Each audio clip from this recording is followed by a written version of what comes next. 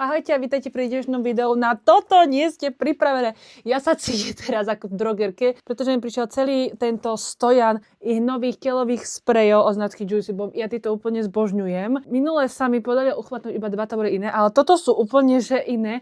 A ja sa na to strašne teším, takže mám tu takúto celú paletu. Ideme si ich ovoňať, trošku vám ich bližšie ukážem. Už sú dostupné aj v DM drogerke. Tu vám napíšem, koľko stoja, lebo to si už nepamätám. A ja by som ich chcela porovnať všetkých týchto 5 s tými ikonickými Sol de Janeiro telovými sprejmi, ktoré mám vlastne všetky, tých 8 základných, tie mám všetky.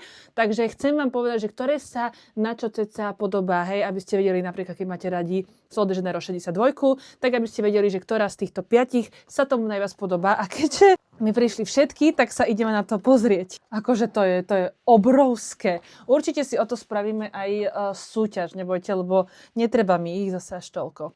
Prvé máme takýto, že modro-žltý a toto má byť, že kokos a vanilka, taký koláž je tam napísaný, no tak na to som zvedavá.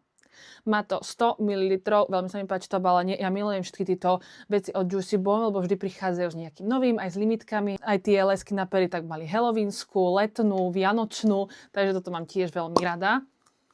Aha, to má takýto obal a potom tu má ešte toto. Toto nám netreba. Toto je 105 Coconut Chill. No akože, keď si veľmi k tomu blízko priťuchnem, tak to je cítiť prvý ten nádych po takom alkohole, ale potom už to je taká príjemná vôňa. Neviem, čo by som to presne zaradila, ale veľmi tam necítim ten kokos, skôr tú vanilku. No, po dôkladnom očúchaní všetkých tých Sol de Janeiro sprejov už si necítim nos, tak túto by som radila k tejto 76. Hej, ale je to môj názor, každý má trošku iný čuch, ale za mňa tieto dve sa najviac podobajú. Samozrejme, Sol de Janeiro je viac intenzívne, ale veľmi sa tomu podobá táto 105. Ďalej tu máme, toto je, že 104 a táto by mala podľa nich voňať po čerstvo upečených tých kukiskách. No tak na to som zvedavá, lebo ja mám rada jedlo, takže uvidíme, či to bude. Neviem, na čo tam dávali akože tieto dve veci. No tak, toto vonia po kukiskách, tak ja som asi Ježiško.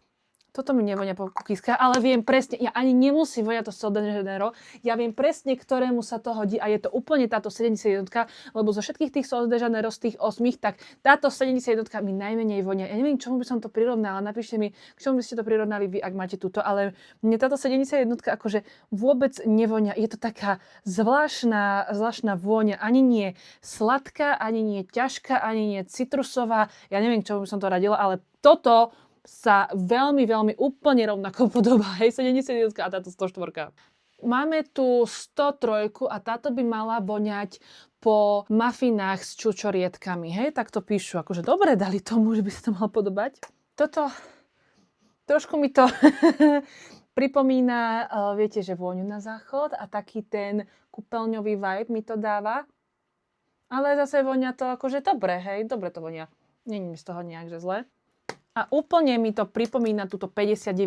Táto sa veľmi, veľmi tiež, tieto dve sa veľmi na seba podobajú. Tá prvá, čo som vám ukazovala, to bola táto s tou 76. Tá sa mi akože, no podobala sa mi, ale viac výrazná bolo toto Sol de Janeiro, že ste to viacej cítili. Pri týchto dvoch to cítite úplne rovnako, čiže toto je úplný dupe na to. Ďalej tu máme, že karamel a slaný karamel je presne číslo 62, takže uvidíme, či to bude takisto voňať. Nie je o tom, že to má aj podobný obal, takže sa asi aj oni trošku inšpirovali.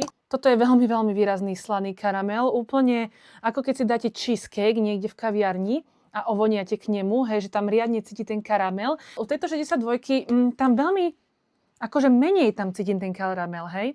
Že oproti tomto od Juicy Bomb, tak tu viac cítim karamel, takže kto má rád karamel, tak toto bude presne voňa pre vás, pretože tu riadne cíti karamel. A pri tejto 62 akože menej cítiť karamel, hej. Už viem presne, na čo sa mi podobala tá 71 voňa od Sol de Janeiro, hej, taký silný karamel. Takže asi by som skôr prirovnala túto 71 tiež k tomuto Juicy Bomb, k tejto 102. Že toto mi viac ide k sebe ako s touto 62. Ale zase vrajím, hej, je to môj pocit, nemusí vám to tak voňať. Hej, treba si to ísť ovoňať. A posledné tu máme, toto by malo, že po čerešniach voňať. Dúfam, že to bude také sladké. To je, že 101, hej, lebo aj toto sú očíslované, len to nemá číslovanie vpredu, ale vzadu. Toto je, že riadne sladké. Kto má rád sladké, tak toto je presne pre ňoho. Presne Presne som čakala, že tak bude voňať, takže táto ma nesklamala. No a pri tejto voni som sa absolútne nevedela rozhodnúť, ktorá z nich je lepšia, lebo mi vonia ako 48 ako 40, hej, takže obidve sú sladké, hej, obidve mi pripomínajú túto 101, hej, túto čerešňovú.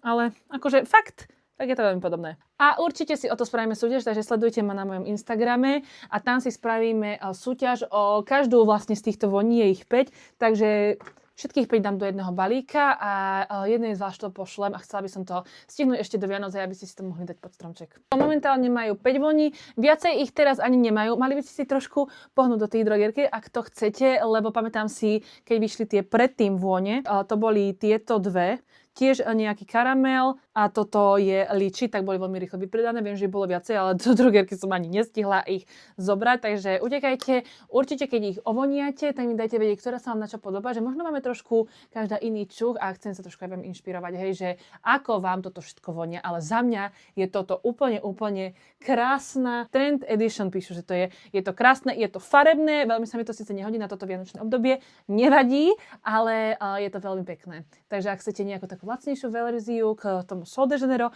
tak sa skúste inšpirovať týmito dupes, ktoré som vám ja teraz povedala, že ktorá vonia z toho Juicy Bomb sa podobá na ktorý z toho Sol de Janeiro.